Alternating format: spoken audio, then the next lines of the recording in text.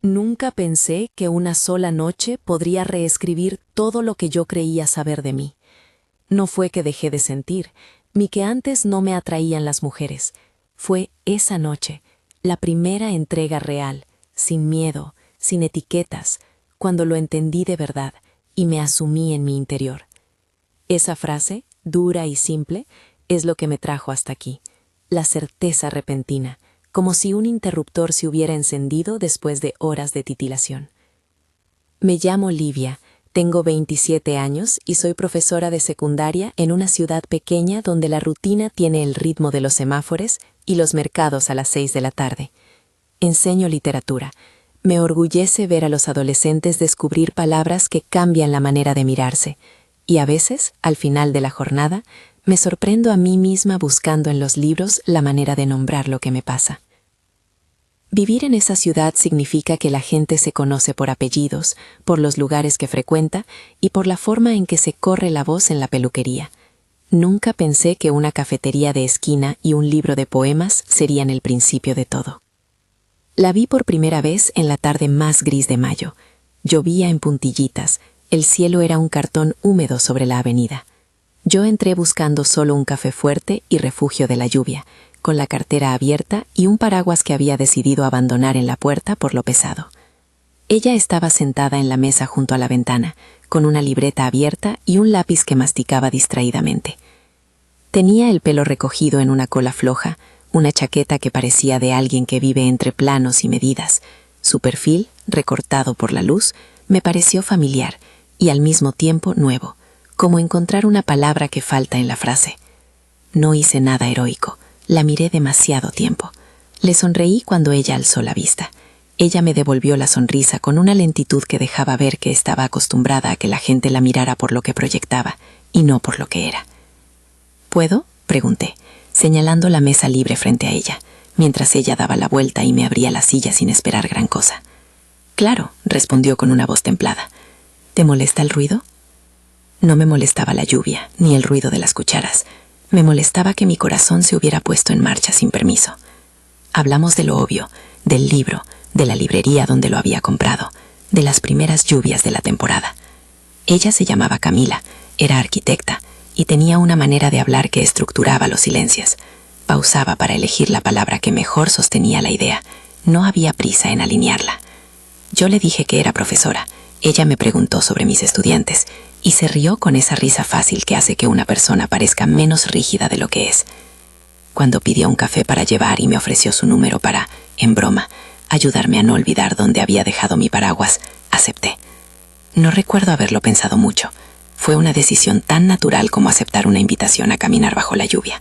Las primeras citas fueron pequeñas: un cine con funciones no comerciales, intercambiar playlists, caminar por la feria de los domingos donde probamos un pan con queso exagerado que terminó siendo nuestra broma privada. Todo parecía construido con piezas que encajaban. En la escuela, las mañanas eran páginas y tiza, las tardes mensajes de voz que me hacían sonreír mientras corregía pruebas. Había una magia sencilla en las cosas, el toque accidental de los dedos al pasarle una taza, la manera en que ella recordaba cosas que yo había contado sin importancia, los domingos que se transformaban en tardes largas en su departamento, hablando hasta que la luz de la calle se apagaba. Te podría decir que al principio lo viví como un secreto pequeño y luminoso, casi como una flor clandestina que yo cuidaba en silencio. Me explico, no era que no quisiera que el mundo supiera, era que ella parecía disfrutar de la intimidad de las cosas a dos voces. Decía que no estaba lista para que su trabajo se supiera en su vida personal, que su familia tenía ideas complicadas, que prefería reservar algunas cosas. Yo acepté eso como quien acepta condiciones en un contrato que no es totalmente visible. Me convencí de que esa discreción era parte de un romance que, en su pudor, se volvía más intenso. Era solo para nosotros. Pero con los meses, esa discreción dejó de ser un matiz encantador y se volvió rutina. Cuando salíamos con amigos, ella me presentaba como una amiga, como si su boca tuviera miedo incluso de nombrarme en el tono más básico. En eventos de su trabajo, yo era la sombra que acompañaba, la persona que escuchaba en el bar mientras ella hablaba con colegas y jefes, un invento conveniente que no ocupaba más de una frase. En alguna ocasión me sugirió vestirme de forma que no llamara tanto la atención. En otra cambió su foto de perfil para una imagen de grupo donde yo no salía. Mi mundo, pequeño, ordenado, con una verdad que latía, empezó a encajar en recortes de realidad que a ella le servían. No quiero que esto suene a un juicio único.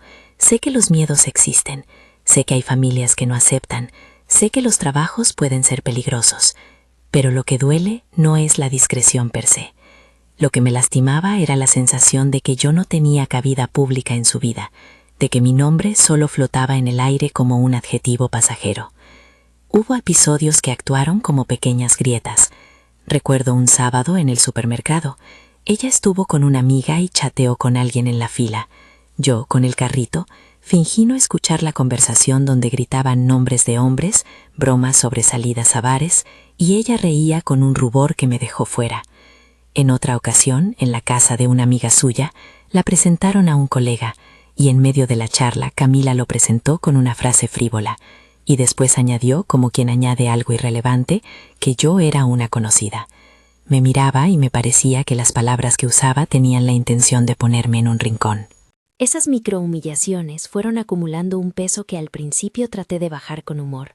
Me decía, todo es parte de su proceso. Quizá tiene miedo. No me importa si quiere protegerse. Pero con el tiempo las excusas empezaron a oler a sobrevenda. Aún así, por cada gesto que me hacía retroceder, había otro que me acercaba. Las llamadas a las 2 de la madrugada después de una mala reunión, el café con sorpresa que aparecía en mi mesa durante una corrección interminable, la nota anónima con una frase que sabía que solo yo entendería. Era una relación construida de símbolos, la lentitud de su afecto público y la intensidad de su entrega privada. Mi corazón hacía un malabar extraño, quería ser visible y a la vez disfrutaba de aquel pecado hermoso que nadie conocía. ¿Por qué aceptar caminar por la cuerda floja entre la intimidad y la invisibilidad? Probablemente porque cada recompensa privada me convencía. Me daba razones para explicar las veces que me sentí minimizada. Creí, con la ingenuidad que tiene el amor cuando necesita mantener la esperanza, que la ternura que ella me ofrecía bastaba para sostener todo lo demás. En medio de esos empates emocionales apareció Renata, mi amiga de la universidad, quien fue mi sostén cuando empecé a notar que algo se quebraba dentro de mí. Renata tiene la manera directa de quien no teme poner las cartas sobre la mesa. ¿Qué estás permitiendo que te pase?, me preguntó una tarde en su cocina, con 2 tazas y una bolsa de galletas a medias. Yo le expliqué la discreción, los amiga públicos, las sonrisas de Camila. Ella frunció el ceño y me dijo lo que yo no quería nombrar, que no había que confundir protección con anulación. Sus palabras fueron pequeñas granadas que explotaron en mi pecho. Me hicieron sentir tanto rabia como alivio. Al mismo tiempo, lo que no quería era perder a la persona que me provocaba esa ternura en la cama, ese consuelo en la madrugada. Ese conflicto interior fue la primera gran tormenta que no supe cómo atravesar sin hundirme. No quiero romantizar la confusión. Hubo días en que la culpa me comió. Me preguntaba si yo exigía demasiado, si mis necesidades de reconocimiento eran vanidad, si el lugar que reclamaba era una demanda injusta. Lo que me costó aceptar es que la dignidad no es un lujo, es una condición de supervivencia emocional. Estar al lado de alguien que te reduce a conocida no es una anécdota inocua, es una forma de borrarte. Pero tenía miedo. Miedo de hablar, miedo de perderla, miedo de ser la mujer que no supo sostener el amor. El miedo tiene esa doble cara, la de proteger y la de encerrar. La noche en que dormimos juntas por primera vez no fue planificada como una prueba. Fue más bien la culminación de una semana en la que todo parecía empujarnos hacia la misma cama. Una lluvia que no quería detenerse. Un apagón en mi edificio que convirtió el mundo en un silencio de bombillas apagadas. Una película que quedó a medias. Ella vino a mi casa con una bolsa de pan y una linterna, y nos pusimos a hablar hasta que la madrugada nos sorprendió. Al principio fue una noche de cobijo sencillo. Nos recostamos en el sofá, compartimos una manta, nos encantaron las mismas líneas de una novela, y hubo un momento pequeño, decisivo, en que nuestras manos se encontraron. No hubo drama ni urgencia, solo la sensación de que, por primera vez, algo iba a quedarse fuera de la penumbra. Recuerdo la textura de la manta, el olor del pan recién horneado, el sonido amortiguado de la ciudad. Recuerdo cómo ella, de repente, se apoyó en mi hombro con una confianza que me atravesó. Fue entonces que nos miramos sin máscaras, y el mundo se volvió una habitación donde ya no había que fingir. No hablo solamente de deseo, hablo de entrega. Ella dejó de poner barreras, y yo, por primera vez, me permití no empujar. Nos guiamos a la cama como dos personas que no planean una revolución, pero que, sin planearlo, la provocan. No hubo dramatismo, ni música alta, ni fuegos artificiales. Fue una noche de contacto humano, de reconocimiento mutuo. Esa noche, esa entrega, fue la que me abrió los ojos. Yo había sentido atracción antes. No era una sorpresa que me gustaran las mujeres, pero había vivido con un nombre a medias, con una etiqueta que yo no quería pronunciar, por miedo a que al decirla se rompiera la frágil red de seguridad que me sostenía. Fue dormir juntas, compartir la respiración, sentir la proximidad sin intermediarios, lo que me permitió nombrar lo que había estado latiendo sin forma definida. En la oscuridad, con la cabeza apoyada en su pecho, uno puede escuchar con claridad el latido de la propia identidad. No fue un descubrimiento instantáneo como un rayo, fue más parecido a un mapa que se dibuja, a una zona que de pronto se vuelve visible porque al fin la alumbras con una linterna que no se apaga. En mi interior, algo dejó de ser solo posibilidad y se transformó en certeza. Me reconocí, me nombré. Pero ese reconocimiento no vino sin una mezcla concreta de miedo. Miedo a perderla por pedir visibilidad. Miedo a que ella interpretara mi nombramiento como una exigencia de exposición que no estaba lista para dar. Miedo a que decirlo en voz alta rompiera la magia o la conviniera. Dormir juntas fue un don, y al mismo tiempo un paso en el borde de un precipicio.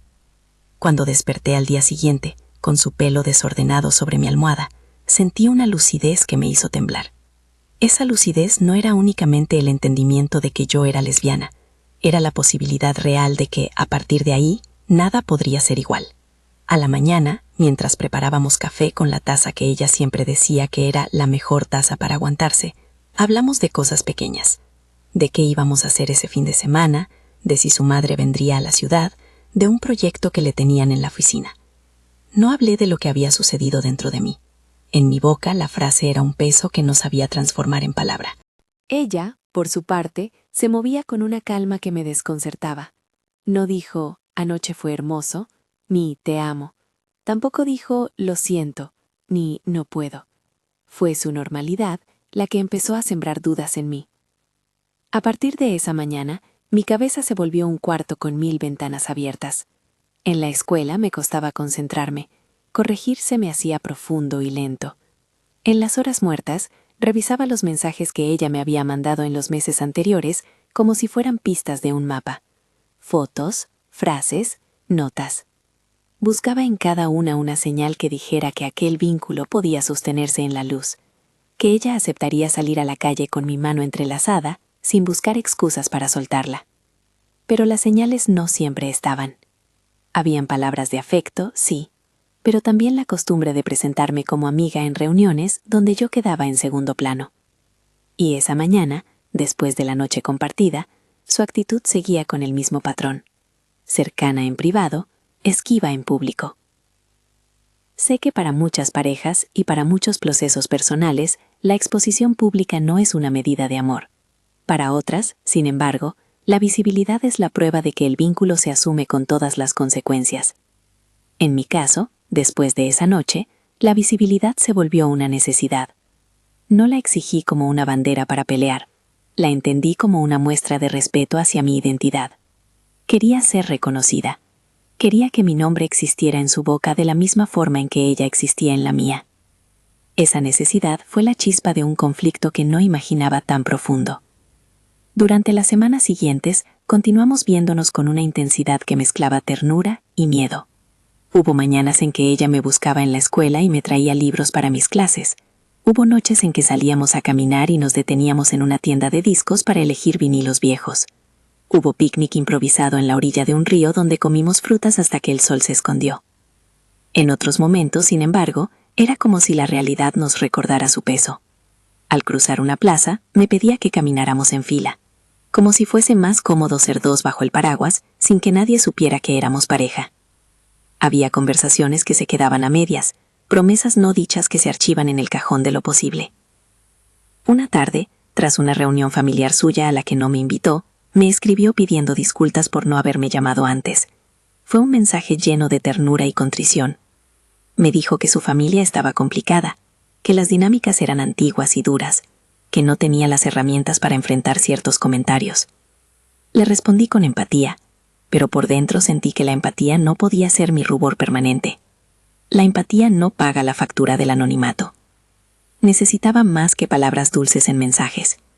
Necesitaba acciones que me colocaran en su vida con dignidad. Empecé entonces a poner límites pequeños. No eran demandas estridentes, eran pasos mínimos para recordar que yo existía fuera de la cueva de lo privado. Un sábado le propuse ir a una feria artesanal en la que sus proyectos de arquitectura estaban expuestos. Ella dijo que mejor era dejarlo para otra vez, porque tenía algo de trabajo. No insistí en ese momento. En otra ocasión, le dije, con la voz temblorosa y sincera, que me dolía que en la cena de una amiga me hubiera presentado como amiga. Ella me miró y respondió con la misma tranquilidad que aprecia tanto, como quien evalúa una estructura. No estoy lista, Livia.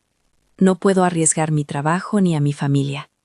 Le pedí entonces que me explicara cuáles eran los riesgos concretos, en qué medida podía ayudar, o al menos en qué tiempos pensaba que esto podría cambiar. Su respuesta fue evasiva, llena de posibilidades vagas y promesas que no se afianzaban en hechos. Mientras todo eso sucedía, mi identidad recién nombrada empezaba a tomar forma en mis actos. Compré una pequeña libreta donde escribía lo que quería decirle. Ensayaba frases frente al espejo. Meditaba sobre cómo pedir que me respetaran. No era un acto de teatralidad. Era la forma en que un corazón que empieza a reconocerse intenta organizarse.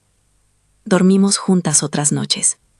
En cada una el reconocimiento crecía. Y la pregunta sobre la exposición también. No podía separar el deseo del reclamo. Quería ser su amante y su compañera en la calle. No un secreto que se saca solo cuando conviene. En esos meses, me hice consciente de cosas que antes pasaban desapercibidas. Cómo evitaba hablar de su familia en público. Cómo cambiaba sus fotos cuando su madre venía de visita. Cómo conservaba conversaciones en notas privadas en el teléfono. Empecé a notar también que ella disfrutaba de la vida social con cierto desparpajo, cuando se trataba de hombres. Contaba anécdotas de excompañeros, reía de propuestas que la gente le hacía, y en ocasiones, su coquetería con otros era tan evidente que me dejaba con la sensación de ser un otro opcional. No me malinterpretes. Entiendo la complejidad de cómo cada quien vive su identidad y sus miedos. No pretenda que su pasado o su contexto justifiquen que me haga invisible. Simplemente narro el proceso que me llevó a tomar decisiones. En esos días, cuando la nostalgia por la noche compartida volvía con fuerza, me preguntaba si lo que vivíamos había sido solo un paréntesis de honestidad compartida, o el inicio de algo que resistiría el mundo. Había momentos en los que Camila parecía dispuesta a defender lo nuestro con gestos pequeños, que sin embargo, decían mucho. En una cena con amigos me tomó de la mano bajo la mesa. En otra ocasión me abrazó a la salida del trabajo y dijo mi nombre en voz alta, sin dar explicaciones. Esos gestos eran regalos que equilibraban el peso de las ausencias. Pero había también signos contradictorios. Una vez, en una reunión de la oficina donde yo fui, ella se presentó ante un grupo de colegas señalando mi presencia con la palabra compañera, y después volvió al tema de su trabajo como si nada hubiera pasado. Esa manera de fragmentar nuestras identidades me hacía sentir que vivíamos en universos paralelos, que se rozaban solo cuando convenía. Mi mente, que ya no era la misma después de aquella noche íntima, empezó a sostener un mapa de peores escenarios. Me imaginaba a ella cediendo ante la presión de su familia, dejándome de lado una mañana como si nada nos hubiera sucedido. Pensar en ese abandono me producía una mezcla de rabia y tristeza, que muchas veces me dejaba sin aire. Fue en una de esas tardes intensas de contradicciones que decidí que necesitaba crear distancia para entender mejor lo que quería. No era la ruptura, era un tiempo para ordenar mi pensamiento, para darle voz a lo que había sentido en la oscuridad de la madrugada, para preguntarme si estaba dispuesta a seguir en una relación donde mi existencia pública dependiera tanto del miedo ajeno. Se lo dije una noche: necesito respirar, no puedo seguir siendo solo una amiga a conveniencia. Ella se quedó callada y me miró con esa mezcla de tristeza y esa calma que es su escudo. No hubo gritos, no hubo escenas grandiosas, hubo una pausa pesada como un telón que cae. Antes de esa decisión de tomar distancia, hubo una última conversación en la que intentamos poner en palabras lo que la noche juntas había cambiado. Le dije, con la voz a punto de quebrarse, que no era que antes no supiera que me atraían las mujeres, pero que jamás había sentido tan claro que esa era mi forma de amar. Le expliqué que no pedía un estandarte, que pedía simplemente reconocimiento en el mundo donde caminábamos juntas. Ella me abrazó y dijo: «Lo sé, Livia, no quiero lastimarte». Esa frase, que a simple vista suena amorosa, escondía un abismo. ¿No querer lastimarme era equivalente a no poder enfrentar las consecuencias? Si no podía arriesgarse, yo no quería ser su reducto seguro, su refugio que permanece oculto cuando la vida llama al nombre. El día que le pedí tiempo, me senté en la terraza de mi edificio y escribí en la libreta que compré tras comprender mi identidad. No quería que todo se diluyera en la tolerancia precaria de la noche. Quería que lo nuestro fuera algo que pudiera existir sin pedir permiso. Renata me envió un mensaje de apoyo. «Haz lo que te haga sentir digna», dijo. Esa frase se volvió una brújula. Es difícil cerrar este capítulo sin que parezca que ya pasó todo. No pasó. Lo que sí ocurrió fue que la noche que dormimos juntas me lanzó al otro lado del espejo. Ya no podía mirar mis actos como si fueran accidentales. Empecé a planear mi vida con el entendimiento de quién soy, y en ese plan no cabía la invisibilidad constante. Pero también descubrí que una persona puede amar y al mismo tiempo temer. Camila quería, a su manera, pero tenía un territorio de miedo que la obligaba a poner barreras. Entre nuestros deseos y sus límites se abrió un campo de conflicto que no sabía cómo resolver sin perder lo que me hacía feliz. Aquí me detengo no porque la historia esté completa, sino justo porque en ese punto comienza lo que cambió el resto.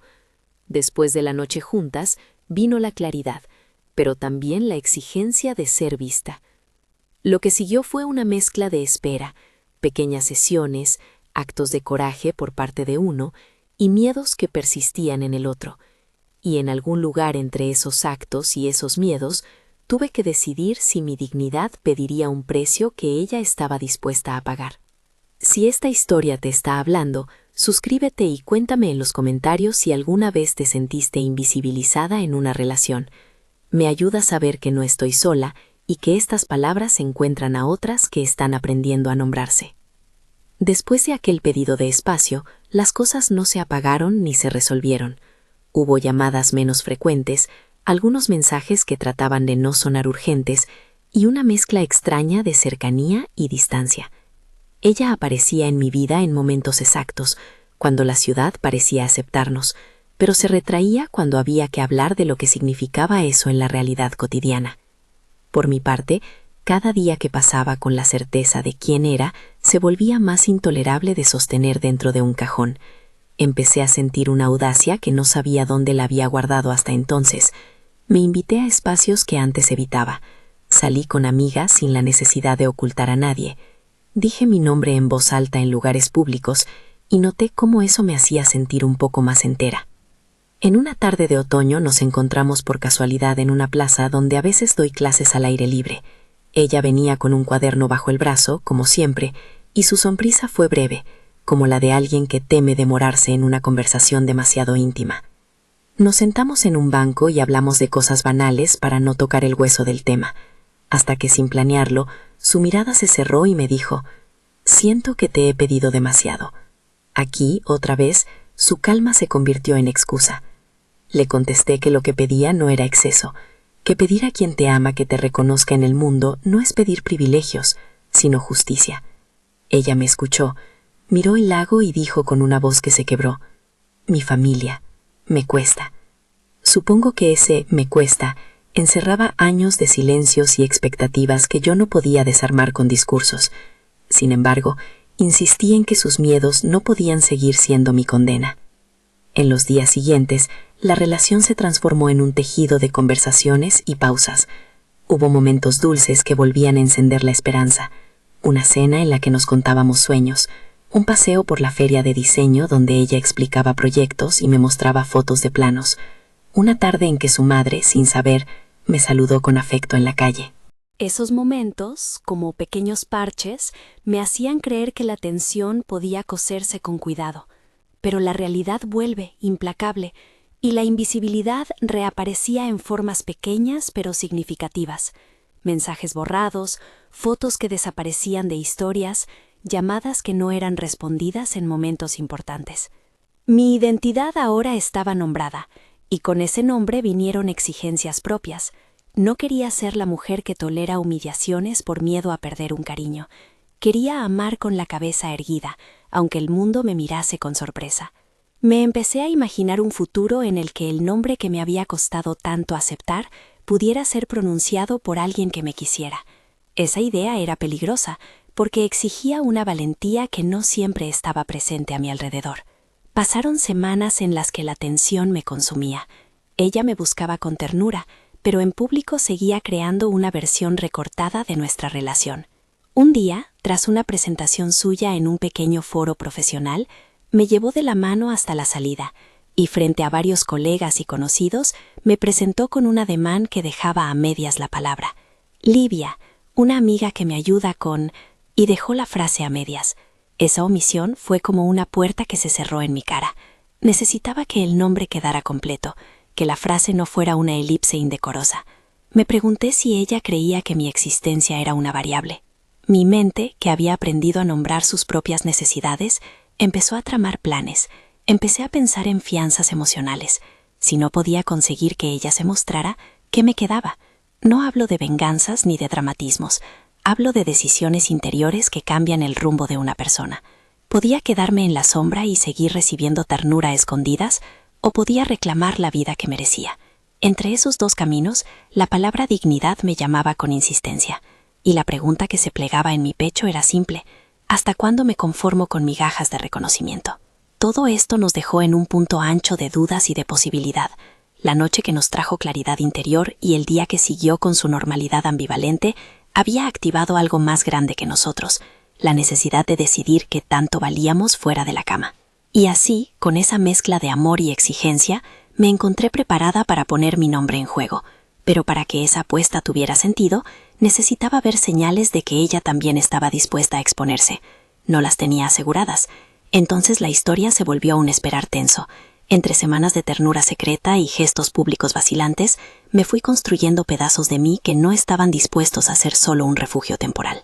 En ese espacio de espera, empecé a anotar pequeñas reglas para mis próximas conversaciones: pedir claridad, exigir actos y no palabras, marcar límites sobre lo que no toleraría nunca más.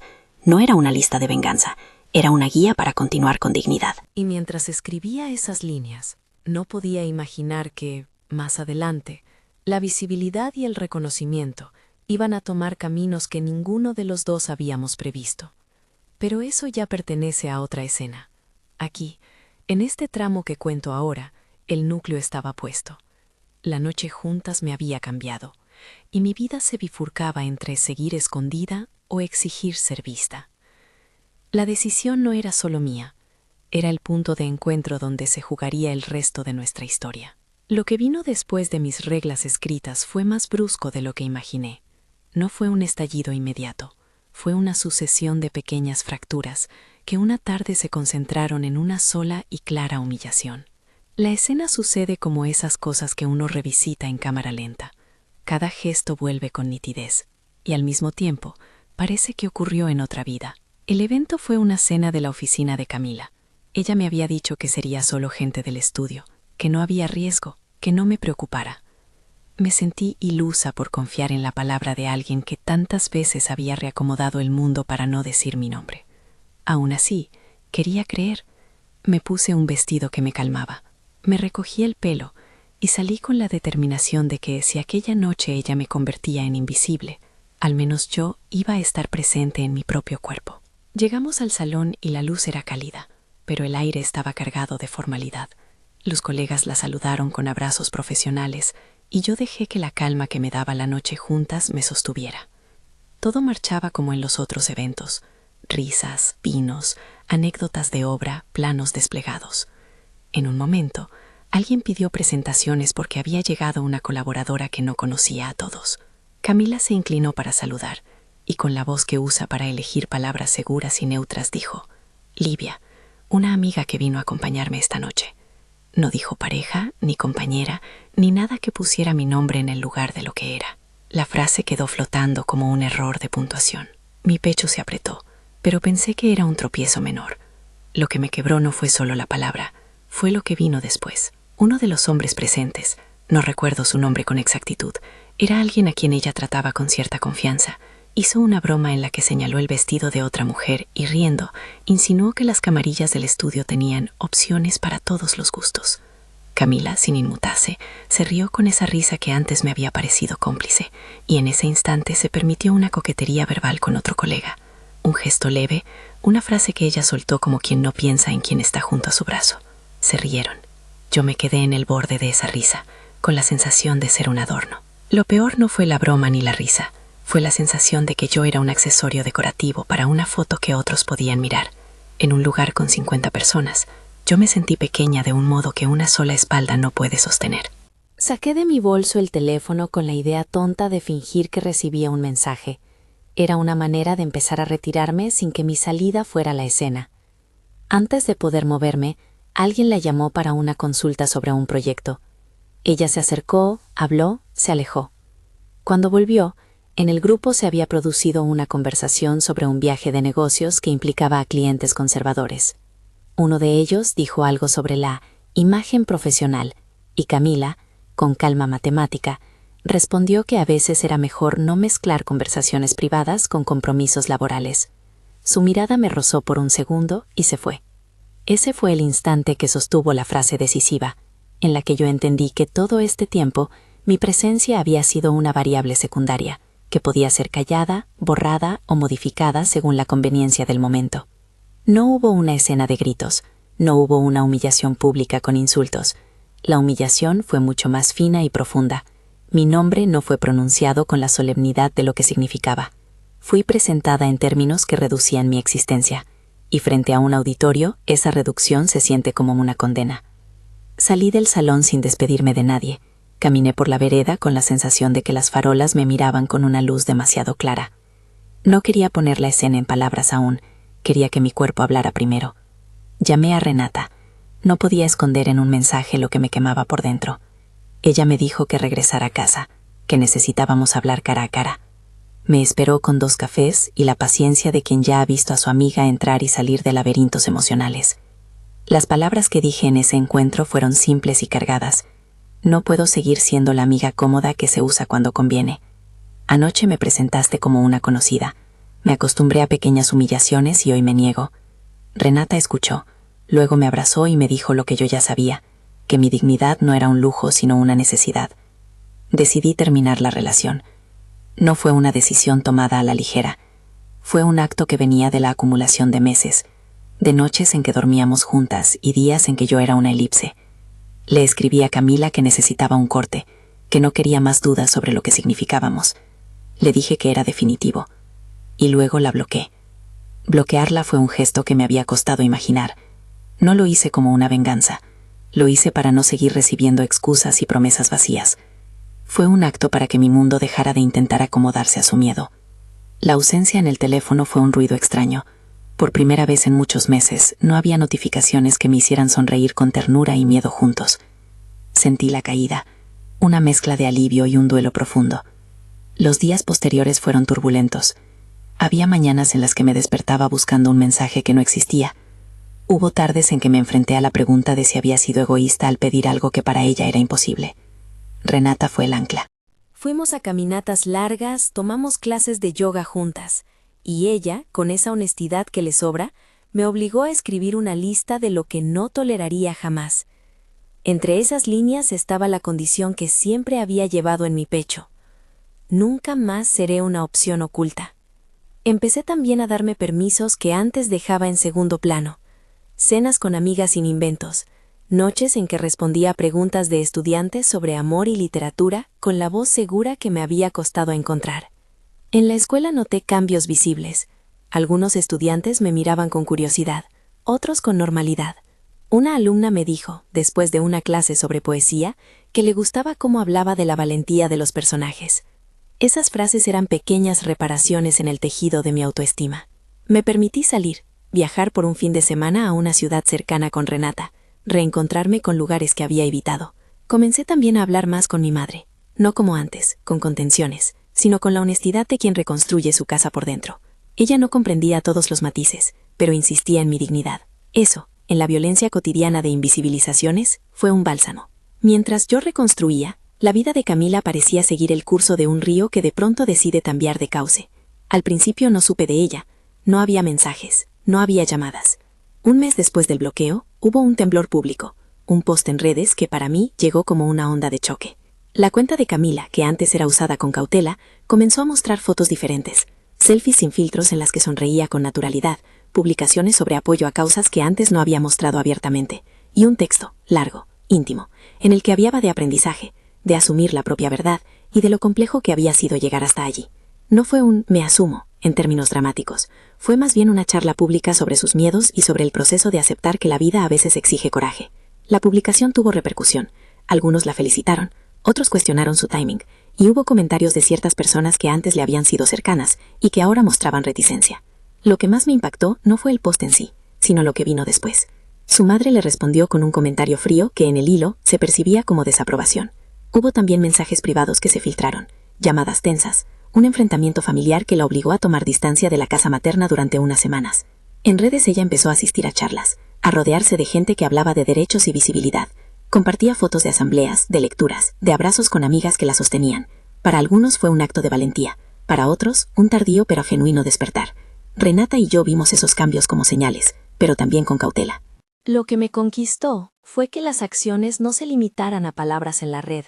Llegó a mis oídos que ella había participado en una mesa pequeña sobre inclusión en su estudio, que había pedido permiso para hablar y había contado un pedazo de su historia sin detallar nombres, pero dejando claro su nueva postura.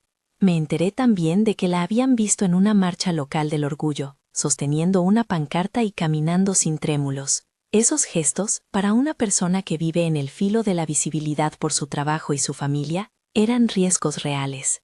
No pretendí recibirla con los brazos abiertos sin condiciones. Si algo había aprendido, era que las palabras bonitas no bastaban. Dejé que pasara el tiempo, observé a distancia, busqué señales concretas, que presentara a alguien en su círculo íntimo como su pareja, que dejara de usar formulaciones ambiguas frente a su jefe, que sostuviera conversaciones con su madre en las que se le viera respeto propio. No quería comprobar su cambio por un solo gesto público, quería ver consistencia.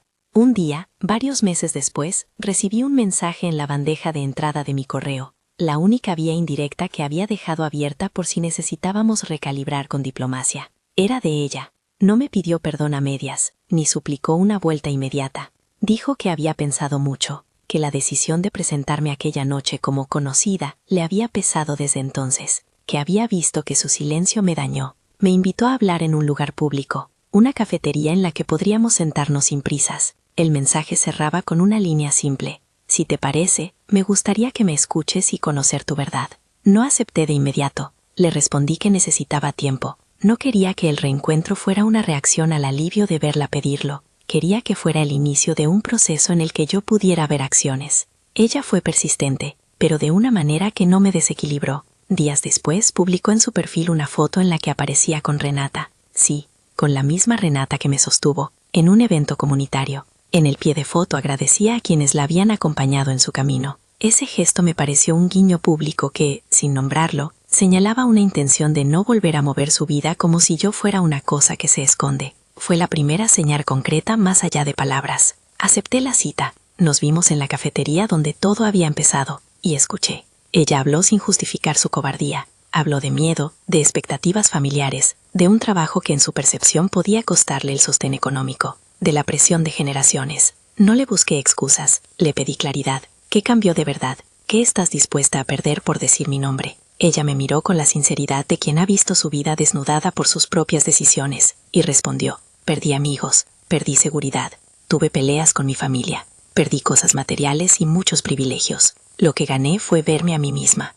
No puedo prometer que será fácil, pero estoy dispuesta a que mis actos lo demuestren. Quiero presentarte sin eufemismos.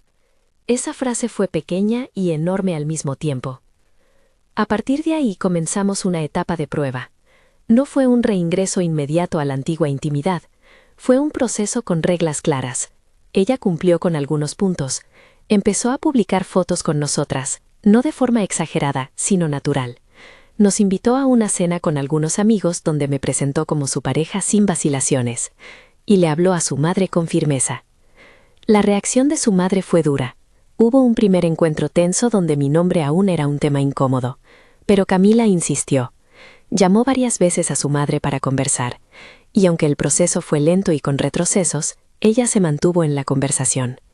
Eso me mostró que no era una moda pasajera. Le puse condiciones explícitas, no como castigo, sino para cuidarme. Transparencia en situaciones sociales, que no se borraran fotos en redes cuando su familia visitase, que no fuera mi decisión continuar siendo una sombra. La condición más fuerte fue una que ella ya conocía: nunca más me escondas. También pedí tiempos, no podía reintegrarme sin ver constancia durante meses, no en semanas. Ella aceptó. No hubo promesas grandilocuentes. Hubo acuerdos y pequeñas pruebas. El primer paso tangible que marcó diferencia fue una presentación que ella organizó en su estudio, donde me invitó como su pareja y colaboradora en un proyecto de contenido que yo, como profesora, había ayudado a pensar. Fue un gesto público, con gente de su trabajo presente, en el que ella dijo mi nombre y escuchó mi opinión frente a colegas. No fue triunfal, fue sencillo y potente. Sentí la piel ponerse tersa, no por la emoción que me dejara débil, sino por la certeza de que mi existencia ocupaba ahora un lugar que otros podían ver. Hubo retrocesos, por supuesto. En una reunión familiar, su padre soltó una frase que la dejó en silencio y la volvió ansiosa. Ella buscó excusas, se disculpó conmigo y explicó la complejidad de navegar conflictos intergeneracionales. Yo le dije que comprendía el terreno en que nos movíamos, pero le recordé que esa comprensión no podía convertirse en mi condena. Le pedí que su conflicto con su familia no fuera el único criterio para medir nuestras vidas. Hubo días en que me sentí tentada a volver a la vieja sombra, pero me recordé la mujer que había sido desde la primera noche juntas, aquella que ahora sabía nombrarse y exigía ser nombrada. Renata fue testigo y guardiana de ese proceso. Hubo conversaciones donde ella nos puso en perspectiva las cosas. La gente cambia por motivos que a veces no entendemos, pero sus acciones son las que nos dicen si ese cambio es real. Me ayudó a negociar una vulnerabilidad que no fuera autodestructiva. Empecé a exigir también autocuidado profesional. Retomé clases que había dejado, acepté encargos de la escuela que me apasionaban y volví a escribir en la libreta donde meses antes había plasmado lo que necesitaba de una pareja. Escribir se volvió una medicina. Meses más tarde, Camila tomó una decisión que para mí fue un marcado punto de inflexión. Presentó a su madre y a su padre a un pequeño grupo de amigas mías en una reunión en la que hablamos de cosas cotidianas. No fue una reconciliación mágica. La familia seguía con tensiones, pero su presencia describía un movimiento. Había dejado de ser para ella una vergüenza oculta. Ver cómo decía mi nombre con naturalidad frente a su madre me devolvió algo de la confianza que había perdido. No puedo decir que todo se resolvió. La familia tuvo reacciones mixtas y hubo semanas de silencios entre madre e hija. Pero Camila perseveró. En paralelo a esos avances, yo viví una transformación interna que era en sí misma la mayor victoria. Aprendí a pedir, a decir «esto no me sirve», a salir de espacios que me recordaran la antigua costumbre de invisibilizarme. Aprendí que el gesto de bloqueos y límites no era un castigo, sino un método de preservación. Aprendí a amar mi soledad cuando fue necesaria y a celebrarla cuando fue elegida. Ese aprendizaje no borró la ternura ni el amor que aún sentía por Camila. Lo transformó en algo con fronteras claras. Había momentos en los que la tentación de regresar a la estufa cálida del pasado era fuerte. Una madrugada de lluvia, un mensaje que no respondía a los bloqueos, una llamada furtiva en la imaginación. Pero la claridad que la noche juntas me dio, ese entendimiento íntimo de quién soy, se mantuvo como faro. Cuando decidí darle una segunda oportunidad, lo hice desde un lugar distinto al que me había llevado a aceptar migajas. Lo hice con requisitos, con pruebas y con la fortaleza de alguien que no se contentaría con medias palabras. El proceso de reconstrucción fue lento. Hubo encuentros semanales al principio, charlas pendientes donde nos decíamos cosas difíciles con calma, lecturas compartidas sobre historias de visibilidad, visitas a espacios comunitarios donde su presencia ya no era furtiva. Camila cumplía acciones que demostraban su cambio: mencionarme en entrevistas, compartir una foto mía en su perfil sin sensacionalismo, invitarme a la entrega del premio donde uno de mis estudiantes fue reconocido. Cada acto pequeño se volvió una piedra que ayudaba a levantar un puente. Sin embargo, también hubo pruebas que nos recordaron la fragilidad del avance. En un viaje laboral que ella no había tomado como riesgo, volvió a minimizarme con una foto en la que aparecía un colega al que saludó con más afecto del que me había mostrado en meses. Le hablé con claridad sobre cómo me lo hizo sentir. Hubo disculpa y conversación profunda. Ella pidió ayuda para no reproducir viejas conductas. Fue a terapia, se sumó a grupos de apoyo y empezó a escribir un diario público, no para exhibir, sino para sostener una verdad. Verla trabajar en su miedo fue tan importante como las veces que me sostuvo. No quería que ella cambiara por mí, quería que cambiara por la integridad de su vida y la posibilidad de estar conmigo de una forma que no implicara borrarme. Con el tiempo fuimos construyendo rituales que nos devolvían: una cena mensual con amigos, la costumbre de caminar los domingos por el parque donde todo comenzó, y la práctica de decir algo que nos hubiera dolido durante la semana sin interrumpirnos. Acordamos también que, cuando surgieran tensiones con la familia de Camila, ella no tomaría decisiones que me afectaran sin consultarme. Estos acuerdos, formales y sencillos, fueron el sostén de una segunda etapa menos luminosa, pero más real. No voy a decir que todo fue perfecto. No hay un final de película donde las plazas se llenan de confeti y todos los conflictos se disuelven. Lo que sí puedo decir es que, gradualmente, mi nombre encontró más boca en la vida de ella. Me presentó ante colegas como su pareja en varias ocasiones. Me invitó a la cena de fin de año de la oficina. Publicó una foto en la que aparecíamos abrazadas en un viaje corto y no la borró cuando su madre vino de visita. Esos actos, repetidos en el tiempo, conformaron la certidumbre que yo necesitaba para volver a confiar.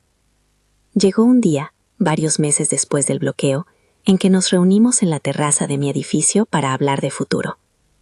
No hablamos de bodas ni de contratos eternos. Hablamos de términos concretos: exclusividad emocional, transparencia con redes, que nada de lo que ocurriera sirviera para que yo volviera a hacer silencio. Le dije, con la serenidad que me daba haber sobrevivido a las sombras: te doy esta segunda oportunidad, pero es con condiciones. Si vuelves a esconderme, no habrá otra. Ella me miró, con la voz quebrada por la emoción contenida, y dijo que lo entendía, que no quería perderme de nuevo, y que ese último corte que le había dado la vida le había servido para ver lo que más valoraba. Fue una promesa dolorosa de hacer y de escuchar, porque traía el riesgo de la esperanza. Hoy, al contar esto, puedo decir que estamos reconstruyendo algo que ya no es idéntico a lo que teníamos antes de la noche juntas. Es otra cosa, forjada por confrontaciones personales, por pérdidas y decisiones valientes. Ella no se transformó de la noche a la mañana. Sufrió consecuencias para asumir, perdió comodidad y pagó el precio de reconstruir relaciones familiares. Yo gané, sobre todo, la capacidad de exigencia y la convicción de que el amor no debe ser impuesto en la versión que anula a quien se ama. No quiero que mi historia funcione como manual de reencuentro obligatorio. No existe receta mágica para perdonar ni para otorgar segundas oportunidades. Lo que sí puedo afirmar con toda certeza es que el proceso verdadero exige acciones, no palabras, coherencia, no tendencias públicas, y sobre todo, la voluntad de perder privilegios por la dignidad del otro. Yo decidí negociar con mis límites y volver cuando vi que sus actos estaban alineados con sus palabras. Esa decisión fue mía, no fue casualidad ni complacencia. Fue un acto de amor gobernado por la claridad. Termino aquí con una lección que la noche juntas me dejó marcada a fuego. Dormimos juntas y aquella entrega me mostró quién era y qué merecía. Más que un descubrimiento instantáneo, fue el nombramiento de una identidad que exigía ser vivida sin escondernos. Y con esa luz, tuve que decidir si mi historia con Camila continuaría siendo un refugio secreto o se convertiría en una vida compartida con nombre propio. Elegimos, con cautela, trabajo, errores y aciertos, transitar el segundo camino. ¿Crees en las segundas oportunidades cuando hay coherencia? Cuéntame en los comentarios tu experiencia y qué límites te han ayudado a recuperar tu dignidad en una relación. Si esta historia te habló, suscríbete para más relatos reales como este. Me ayuda a saber que no estamos solas en este aprendizaje.